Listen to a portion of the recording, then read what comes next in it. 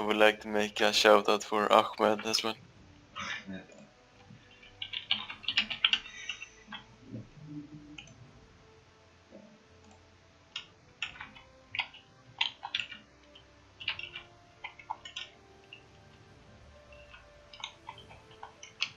So the idea of this video is to talk about not really watch so many of the mistakes we made, just because the Zin really didn't work out.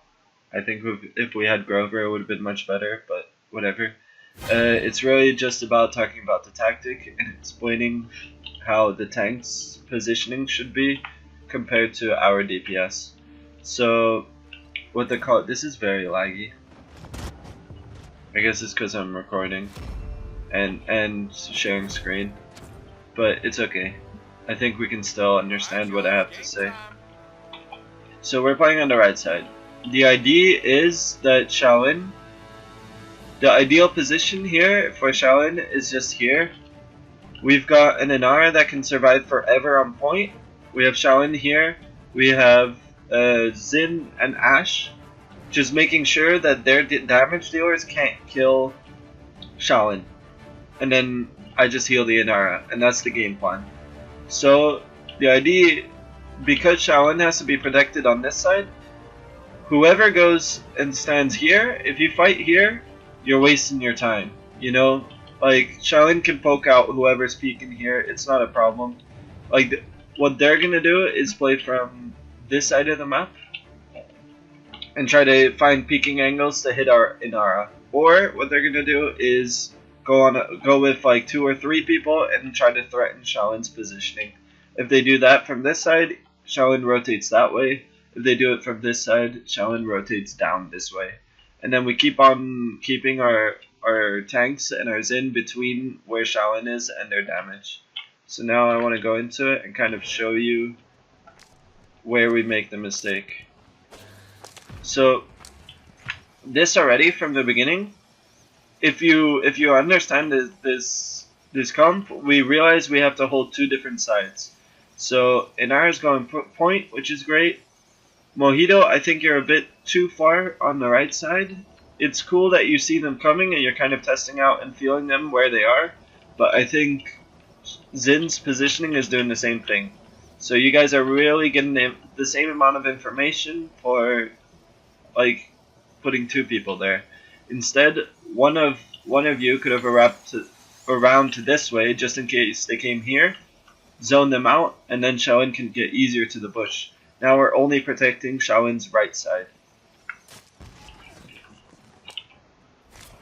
Also, I'm gonna be sticking with the Shaolin, so you gotta know where you're gonna peek for the healing. And we should be slowly making our way this way. Also, if a scenario like this happens, you're making sure you're doing a 1v1 because are you scared to talk, coders? No, I'm just listening. Okay, so I don't even want to see this game.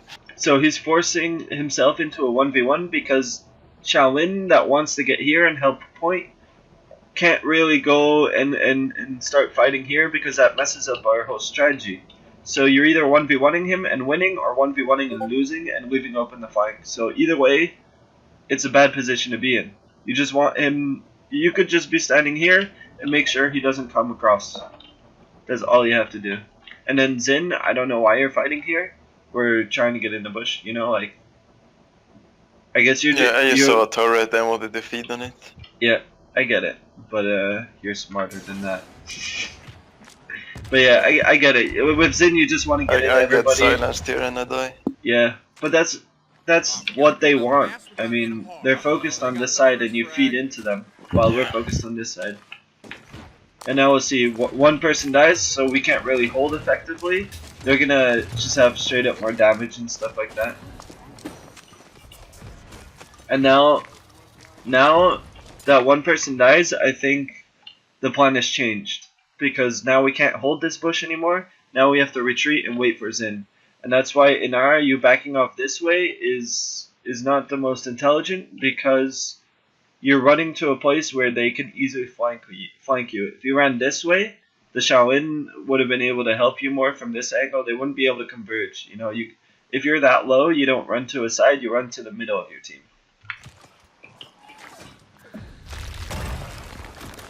But yeah, in the end, it seems okay. That was a good wall though. Yeah, it's a really good wall actually. But I mean, the bear could have easily seen it coming and jumped on this and kept hitting him. That's Barrick's bad, but still. Also, like, you see, it's not very. We're not playing to the reset right now. Shaolin goes in where he doesn't want to go, while like he starts running that way and trying to escape that way, while really we want to retreat this way. They don't have so much poke, it's fine. Like, what is, like, Bomb King from long range? Torvald now from long range does nothing. Cassie's like the only danger from long range. And maybe they could start zoning with Barrack here. But we'd still be fine and easily be able to zone out the Barrack, you know? So, Ash, I like it that you came this way. Maybe come closer to here, but I think you did the right thing by retreating to this way, and Shaolin did the wrong way by retreating to that way. And now Zin's back, and it's kind of like, okay, we still have to reset. And you die here. Yeah. No problem. Well, problem, but no problem. Well, I just wanted to go on point there, but Yep. So, about the defense, I'm not gonna say too much. I think it's fine how we played it. Like, it's just at this point, it's just like we don't have some. We could keep our Shaolin up here, but we decided to go a bit more aggressive, which is fine. And we zoned them deep because they're kind of noobs. So.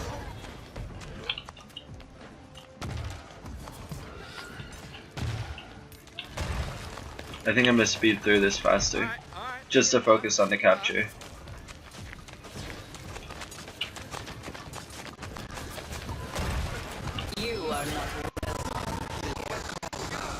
But yeah, you see them, we don't even need a choke to hold these guys off. I mean, it's pretty easy. Like a good team, we'd have to hold this choke to hold them off, but instead we're holding in the middle, where they can get like the same footing as us. And they just get a bit of momentum and roll it in.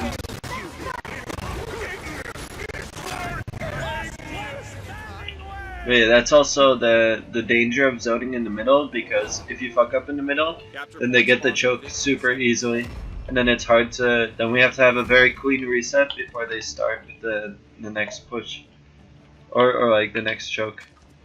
All right, so back to the strategy from the beginning.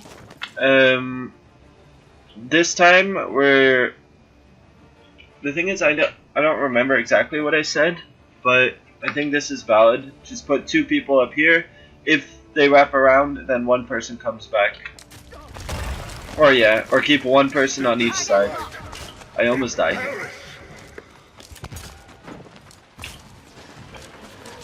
But you see, I like it. We focused on a kill, it's alright. And now I want to see Inara going straight to point, or even Mojito, and you guys can push that way. I think that's an exception. Typically Inara would be on point, but it's fine at this.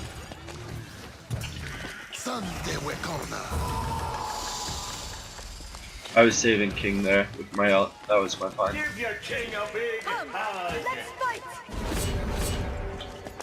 I was wondering why I wasn't on point. Hey, that was Smurf with his ult.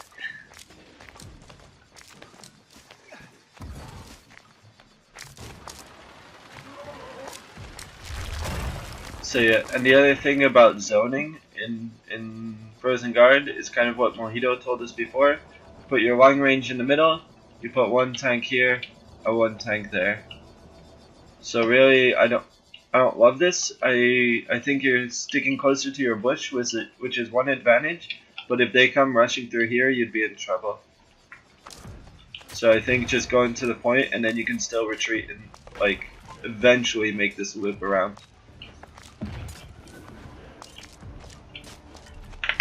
If you have any questions, tell me. I don't know if I'm explaining it well or not. I'm not sure. Trying to look at myself. You are not welcome here.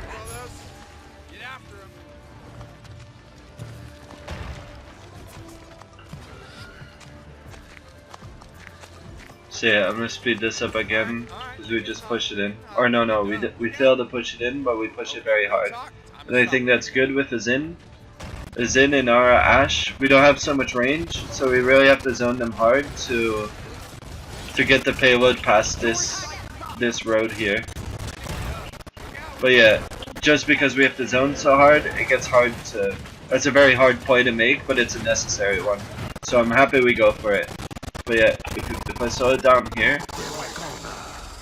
you see, if they're holding one tank here, and they're long range on the bridge, we just don't have enough range to deal with it. And so I'm happy we pushed hard in the beginning.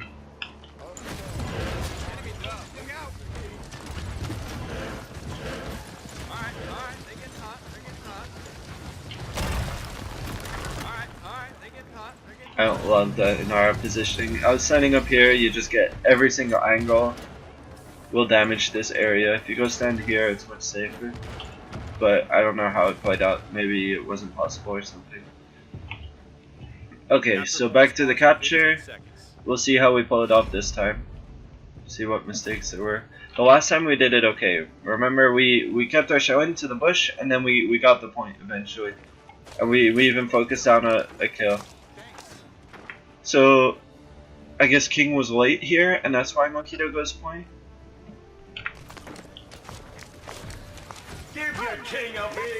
So I like the adaptation of Konus, of Mojito, I mean. But really, Inara was late. The Bomb King ults cancelled, got 2 kills, so we gotta reset as quick as possible.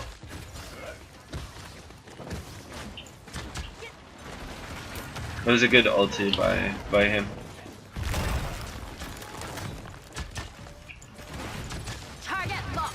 Also, when you're playing and you're thinking about how we zone with a long range here, tank on either side, a lot of teams fuck this up. You know, they're leaving their left side open right now.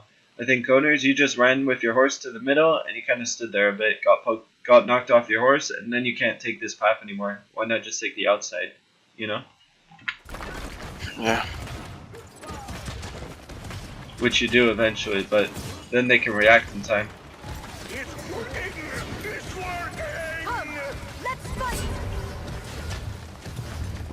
So really, there I just made overtime. Yeah. I think that's good. That's why I suicided. This is actually not turning so bad. We had a nice retake. We had a very nice retake. Oh, that was smart. I got outplayed. Yeah, and he has 2 ultis in this whole point. He just raped this point, I think. 82k damage. So yeah, that last point was just Inara being a bit late. We had to adapt, put Mojito in the middle, and then Mojito failed his ult with the Bomb King ult. That was really good. So that point wasn't too bad. But I hope the strategy is kind of clear now.